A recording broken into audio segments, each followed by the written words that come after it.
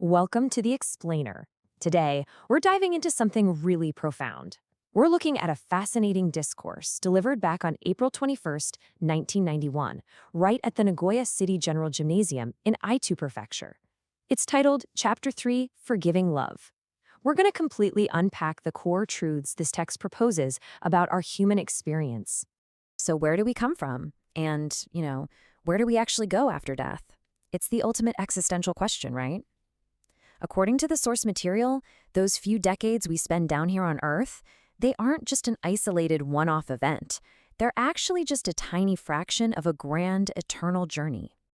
Part 1. The Soul's Eternal Journey. The text lays out this really distinct timeline for the soul. Think about it like this. In the past, before we were even born, it proposes that we actually made a promise with God to create a utopia. Then there's the present, our earthly life, which is framed as a literal school for the soul to learn and grow. And finally, the future, which holds the afterlife and reincarnation. It's a continuous, flowing cycle. Part 2. The 4 human sins. So, once we're born into this physical world, the discourse argues that we humans fall into this kind of spiritual amnesia, which leads us to stumble into 4 very specific sins. The first one is misunderstanding love. Because we're so driven by physical, flesh-centric desires, a lot of us mistakenly believe that love is something we're supposed to receive, rather than a selfless act of giving. Then we have the second sin, which is ignorance. And the speaker makes a really striking claim here. Simply not knowing the spiritual truth isn't just an oops moment or an accident. It's considered a massive transgression. This ignorance doesn't just endanger the individual either. It can actually misguide entire societies, inevitably leading to their collapse if they build themselves on theories that completely ignore spiritual realities.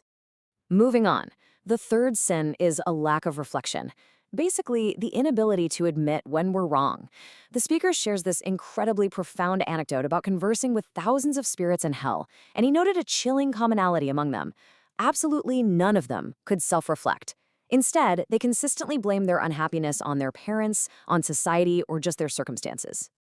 Now, to combat this lack of reflection, the text brings in this really interesting concept: God's light acting as a necessary mirror. The argument here is that without the mirror of faith, we just don't have a spiritual baseline to compare ourselves to. It's only by reflecting against this divine light that a person can actually see the distortions within their own soul and correct their trajectory. And that brings us to the fourth sin, which is degradation. Earth is intended to be a school for our spiritual evolution, right? Well, degradation happens when people mock faith or when they actively block the spiritual progress of others. The text gives a strong warning here. Intellectuals who use their influence to corrupt people are inviting severe consequences upon themselves. It's a huge call to boldly choose spiritual development over those temptations. Part 3. The Truth About Hell. Now, the discourse offers a truly fascinating contrast when it comes to the afterlife. It explicitly states that heaven and hell absolutely do exist. But here's the twist. Traditionally, we think of hell as a place of God's punishment, right? Well, the text actively denies that. Instead, it argues that hell is entirely a byproduct of human mistakes and distorted minds. It was literally a realm that was never originally in God's plan. Part 4. God's Compassionate Heart. To help us understand the divine perspective on this self-laid hell, the speaker uses this incredibly powerful analogy. They say God is like a parent holding a bleeding, crying child. The text asserts that hell is absolutely not a place where God has cast us away and abandoned us, not at all. Instead, God's compassionate heart means he grieves and suffers right alongside those in darkness, acting just like a loving parent embracing a child who's taken a hard fall. From this image, the text defines what true love looks like in action. It makes the case that genuine compassion simply cannot turn a blind eye to sadness. Think about it. Just as you'd courageously yank a child away from the edge of a cliff, true divine love requires actively stepping in to rescue souls that are wandering toward danger. Part 5. Awakening to Forgiveness.